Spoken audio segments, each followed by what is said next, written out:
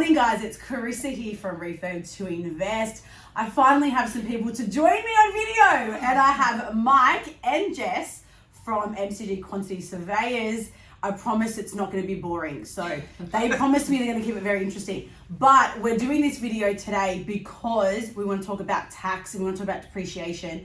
And sorry, I actually didn't let you guys say hello. You said it wasn't going to be boring, and then you said it was about tax and depreciation. Straight away. Anyway, hi.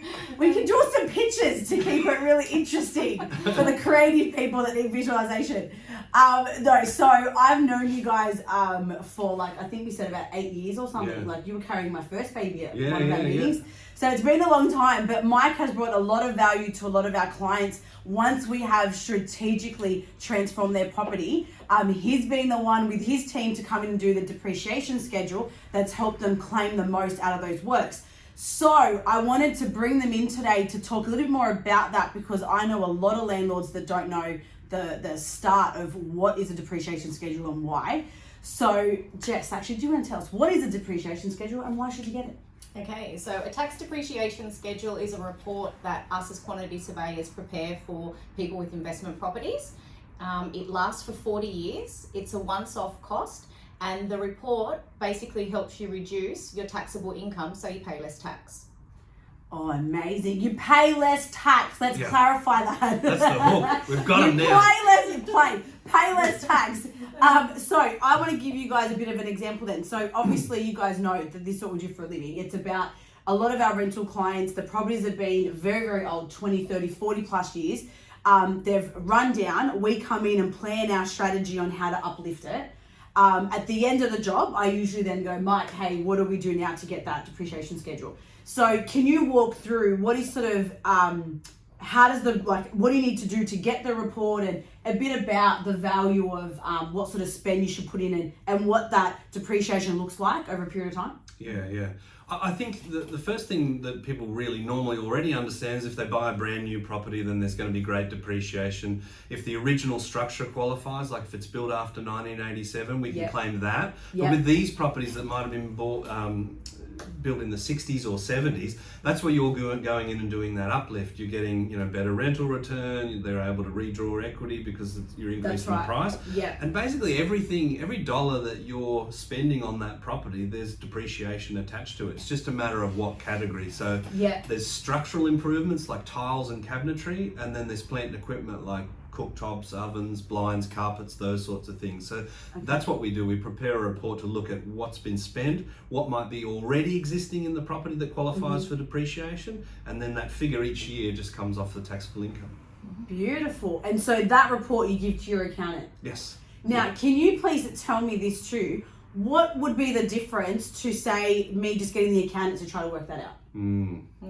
The big difference is that accountants aren't qualified to estimate a breakdown. So if you just went in and did a split system, you'd be able to give them the invoice for the split system. But they're not necessarily able to break down, the cost of the carpets and the blinds and those sorts of things. And the way that you're doing it as well, you might be giving them kind of like a trade cost, but those have to be installed by the tradies as well, right? Yes. So we're actually giving you a total installed cost for those assets. So it actually would likely be a higher cost than what it would be broken down in, say, a builder's breakup. I understand. And the reason why I ask that is because I have had landlords over time tell me, no, my accountant will do it. Yeah. And I know my accountant says to me, can you get your depreciation schedule on that on the property, on my own stuff. So I know he's asked me for it, but I thought I wanted just to cover off the difference of trying to think that your accountant may be able to do that, because I've seen the reports. They're pretty detailed. Like we're talking, if we're putting in a brand new kitchen, we're ripping up old floors, and I'm going to come back and I want you to talk to me about residual value that you've talked about a long time ago. So we're doing a whole lot of work. So there's a breakdown, like you said, on cabinetry that got done, on tiles, on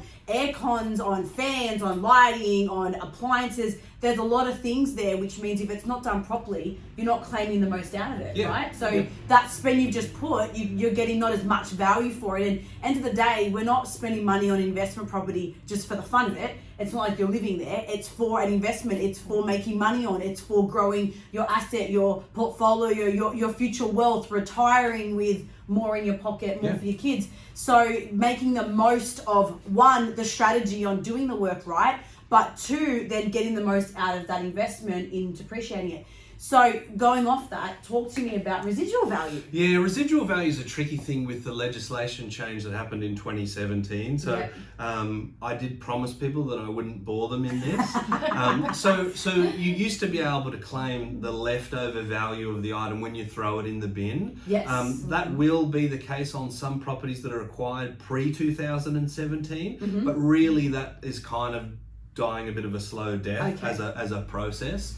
So that's probably not too important for people to understand. I think maybe most important is like whatever you're spending on the renos you can claim, but a lot of people don't realise that the previous owner has extended the property or they've spent some money. So we actually estimate those works because we're construction estimators. The accountants can't do that. So it's not just what you've spent. I mean, the property might even qualify because it could be built in 1988. That's a long time ago. Wow. But if it's built in the 40s or the 60s, it's probably had some things done to it over the years, and we can unlock that value. You're really buying that when you purchase the property. Wow.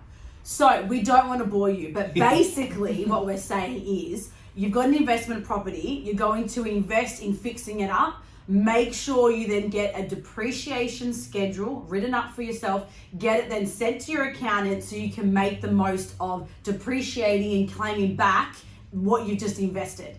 That is all I want you to take from this. But for those of you that wanted more information, I wanted to get a little bit more into it.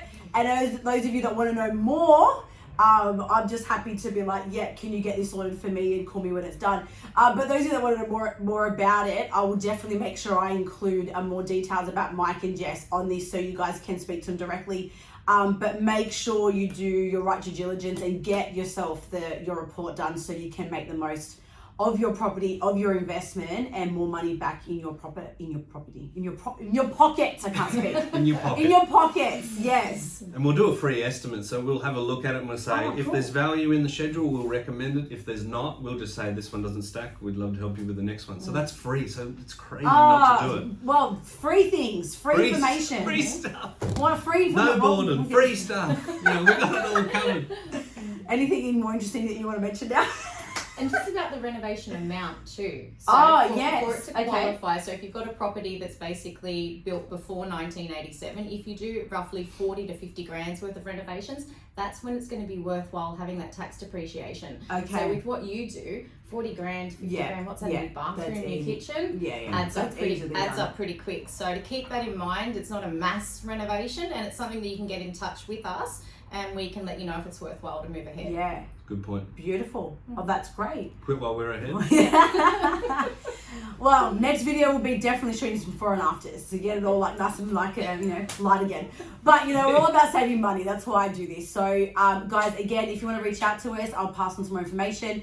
Thank you to Mike and thank you for Jess for joining us today. It's been a pleasure as always. Likewise. Thanks for having us. You're welcome. Thank you. Bye. Bye. Bye.